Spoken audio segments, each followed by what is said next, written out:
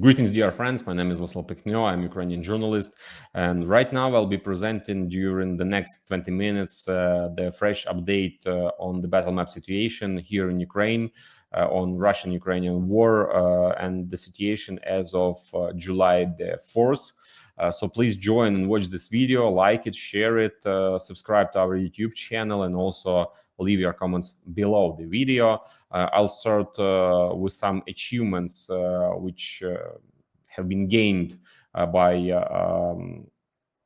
armed forces of Ukraine during the last few days. So let's make some short overview of those achievements and then move on to the fresh situation, what is going right now today on the battlefield. Let's start. Let's begin with the strikes that were carried out the day before. The settlement of Kharkiv has been occupied since 2014, that is, since the time of the ATO and JFO, and is a settlement east of Donetsk, east of Makivka. The day before, it was hit very, very noticeably. Even the Russians themselves wrote in their public channels that supposedly the Chochols used tactical nuclear weapons. That's what some channels wrote, actually, some quite popular ones, because the strikes there were extremely powerful. And as for Kharkiv, confirmation finally came out yesterday from the general staff that it was SBU drones that struck the Russian army's ammunition depots in the village of Veliko Rykove near Kharkiv. Kharkiv itself holds significant logistical and strategic importance because the Russians use it as a major rear base.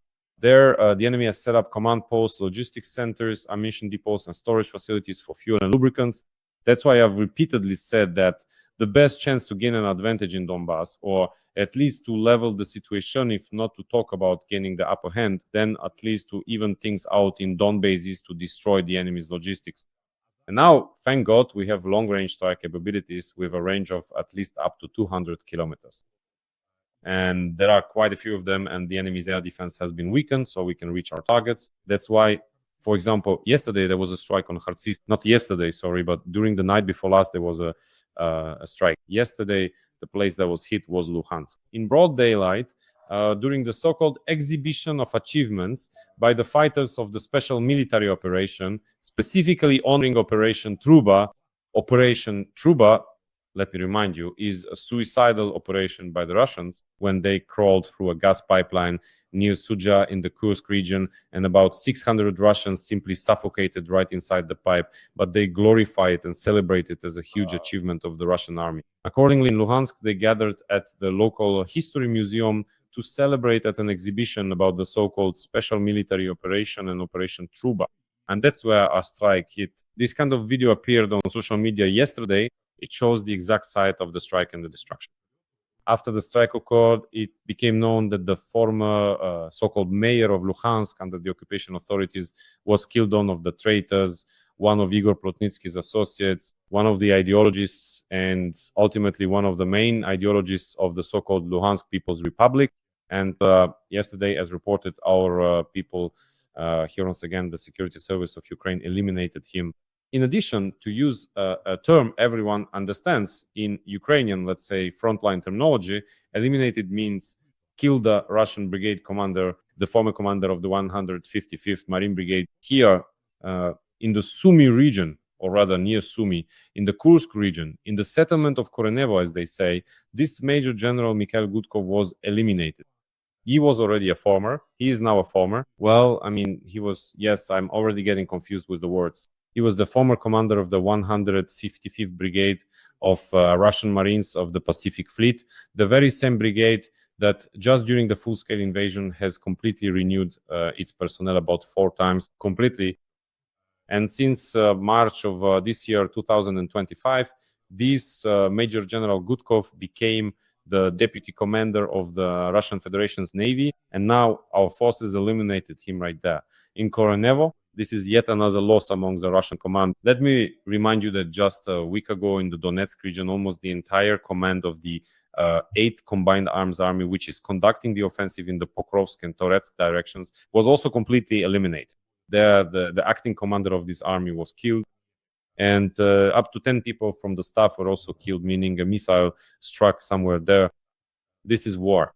You see, Unfortunately, yesterday we buried Serhiy Zakharevich, the commander of the 110th Mechanized Brigade.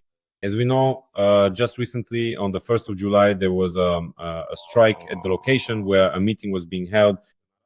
The brigade commander himself was killed, his deputy for logistics was killed, and the chief of staff was also killed. All of them were buried yesterday. Unfortunately, such a tragic situation has befallen our 110th Mechanized Brigade. But in the same way, we also locate, track down, and strike not just Russian brigade commanders, but even entire operational command leaders and deputies branches and types of troops, such as the deputy commander of the naval forces of the Russian Federation, this Major General Gudkov. In addition to this, among the significant and noteworthy achievements of recent days, let's say, just yesterday, it was officially and definitively confirmed by the General Staff that in the Lipetsk region here is the prominent city of Lipetsk, and here is the nearby town of Yelets. Our highly effective and precise drones successfully struck in Yelets, specifically targeting a crucial industrial plant known as Energia, which is a vital facility. And this Energia plant is extremely important for the Russian Federation because it is one of the most critical points of the Russian military-industrial complex. This plant is located right there. They manufacture batteries there. These are very specific such components. Batteries for the planning and correction units of missiles, for the planning and correction of missiles, the so-called UMPK, the Universal Planning and Correction Module. This is a kind of kit, let's put it simply, wings and the navigation system that are attached to Russian unguided aerial bombs. And these unguided aerial bombs are turned into guided corrected aerial bombs, that is CABs, which cause us a lot of trouble at the front. Accordingly, a strike was carried out on the batteries for these UMPK module units in Yelets. These same batteries are also used for the Iskander ballistic missile system and the cruise missiles of the Russian Federation. In other words, this is an extremely important facility that was attacked by our long-range drones. However, first and foremost, I will repeat myself once again. I am pleased that our drones, our long-range systems, and possibly our missile drone shape started to target frontline logistics, and this is an obvious reality. This did not exist before, and now it has appeared. In addition, yesterday there was a phenomenal report from the Southern Defense Forces regarding an incident in Crimea near Cape Tarhankut, in the vicinity of a settlement I forgot the name, but never mind.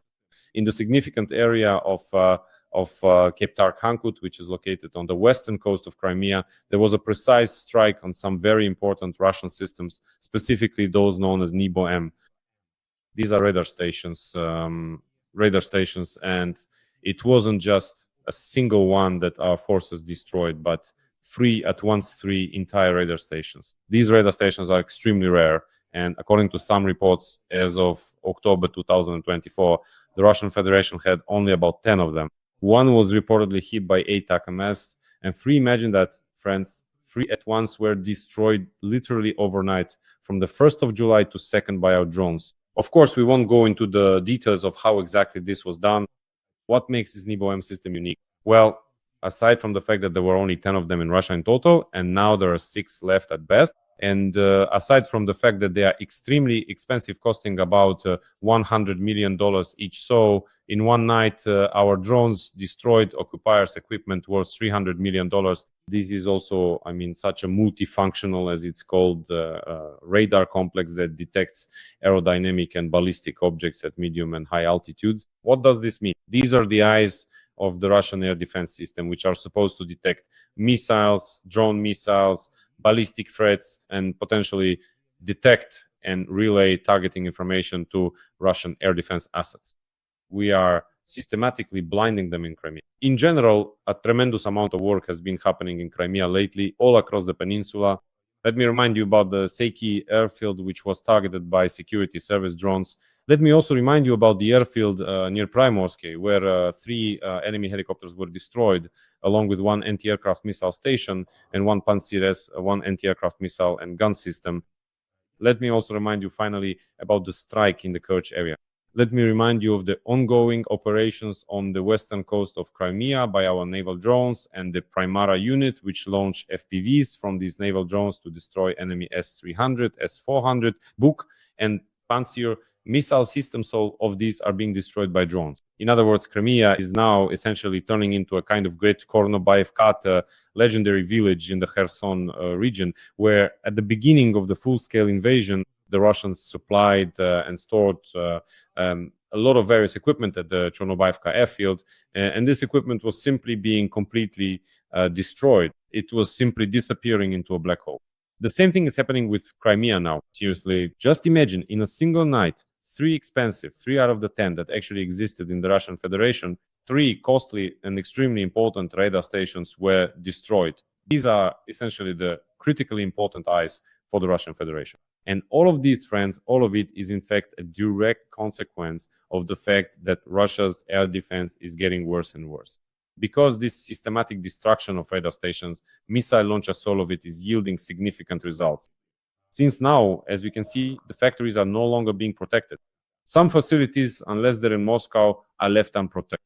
Our drones and missiles are reaching their targets very calmly and confident. If before only a few would make it through and there were just occasional reports of our drones reaching their targets, now in February, missiles and drones are flying in and not being shot down. There isn't enough air defense in the Russian Federation. It's being systematically and effectively taken out, especially in Crimea, which is an extremely important military base. That's why the Russians are constantly supplying it with new air defense systems. And now, even in Crimea, it has basically become a kill zone, essentially a continuous kill zone. And these are simply excellent news for us in the south. In addition, regarding the south, I also want to add that I admire the work of our defense forces in destroying logistics in the south, in destroying logistics, and I firmly and persistently state the fact that this very destruction, which we are now witnessing in logistics, the work on railways, the work on locomotives, the work on fuel trucks, their destruction of this is being carried out to the maximum extent. Just yesterday, there was another such case. The Department of Active Operations of the main intelligence directorate there is such a very effective department that works specifically in the southern direction. They reported on a month-long operation targeting the positions of Russian pilots, because pilots are currently the main strike resource, both ours and ultimately the enemy's. So the Defense Intelligence of Ukraine, DIU, launched such an operation in the south of the Zaporizhia region called Dronocide. As a result of this operation, 90 enemy positions and residences of drone operators, both strike and reconnaissance drones, were identified in the Zaporizhia region. Out of these 90 identified positions, as of today, 42 targets have already been destroyed or damaged. All of this is the result of joint efforts in the south by the main intelligence directorate, the Air Force of the Armed Forces of Ukraine, the 128th Mountain Assault Brigade, the 128th Territorial Defense Brigade, the Flight School Unit of the Unmanned Systems Forces, as well as the Zaporizhia Operational Tactical Group and the Tavria Operational Strategic Group. This is the official report from the main intelligence directorate regarding this work. So, as we mentioned earlier, it is necessary to organize hunts, essentially hunting down enemy UAV operators. Now, this has turned into a systematic effort, and it is being implemented extremely effectively and actively in the Zaporizhia direction. What remains is to successfully transfer this same experience from Zaporizhia to Donetsk region in the same way. And then, it will be much, or at least easier, to stop the enemy's advance. By the way, let's talk about the north, about Sumy region. We haven't talked about it for a long time. Just yesterday, I was in contact with our fighters who say that, in fact, along the entire line of combat engagement, the armed forces of Ukraine are having successes. So a kind of counteroffensive is underway here. To the north of Andriivka, our fighters managed to advance, and east of Yablonivka, also to the southeast of Yunakivka, they managed to gain. That's not right. The last arrow I drew like this. Our fighters have recently achieved success there. I'm actually quoting my comrade who is fighting in the Sumy direction. He writes to me, Mr. Vasyl, we have good news. We've pushed them back a bit. Well, you know what they call the Russians? We've pushed the Nidas back a bit, as my acquaintance says, practically along the entire line of the Sumy region. But there is also bad news regarding Sumy region. The Russians have once again turned their active attention to it. Previously, they used to redeploy their most advanced units from here, especially their best UAV operators, such as Rubicon. This is a unit that is highly skilled with both fiber optic drones and, in general, conventional classic drones. But they started out here in Sumy region, initially operating during the Kursk operation. Later, a significant number of them were relocated to Pokrovsk. Now, Pokrovsk is returning to Sumy region again because our troops have started to achieve successes here. And these Rubicon units have, in fact, returned and will try to make life more difficult for us. As expected, the enemy has now, in addition to Sumy region, also stepped up its actions, possibly involving Rubicon units as well in the northern Kharkiv front. Let me remind you about the northern Slobozhansky direction, because our general staff has divided these into two directions. They call the Sumy direction the northern Slobozhansky, and the Kharkiv direction the southern Slobozhansky. That's how they made this distinction. So over the past 2 days in the southern Slobozhansky direction, there has been a significant increase and intensification of combat activity, actually moving it to the second place in terms of priority. This direction is even surpassing the Novopavlivka direction because the enemy has intensified combat operations in the area of Vovchansk itself. Up to 10 combat engagements per day are now taking place here directly in the Vovchansk area. In addition, the enemy has begun, the adversary, more active combat operations in this appendix between the Vovchansk and Kupiansk directions. As expected, it was entirely predictable that the enemy would attempt an offensive here with the aim of reaching the free settlements of Bili Kolodias, Perekolotne, and Veliki Burluk, which are essentially logistical hubs in this direction, serving as a kind of connecting line between Vovchansk and Dvorishna, as well as Kupiansk. In fact, we can say so. Therefore, in the direction of this sector, it is undoubtedly expected that the Russians will launch offensives here on our southern Slobozhansky front. And now they have begun such offensives, we can say that, in fact, a fresh new front has been opened in the direction of this settlement, Milov. This is right on the border, a border as direct as you can imagine. Here, the Russians have already reported that supposedly they hung their Aquafresh, their rag, on a high-rise building in Milov. It's clear that there are no stable positions on the border here. People do not live here. And so, as always, the Russians started making TikTok videos at a distance of about 200 meters from the demarcation line of our border. They climbed up onto this high-rise, waved their flags. I basically explained yesterday how all of this happens. This is a very typical scenario, a common story for the modern battlefield. The Russians rush into some location, film themselves with a drone, then the recording cuts off. The flag supposedly keeps flying. The Russians flee, trying to hide from drone strikes. Those who are lucky survive, those who aren't are drones destroy. And basically, that's how it goes along the entire line of contact.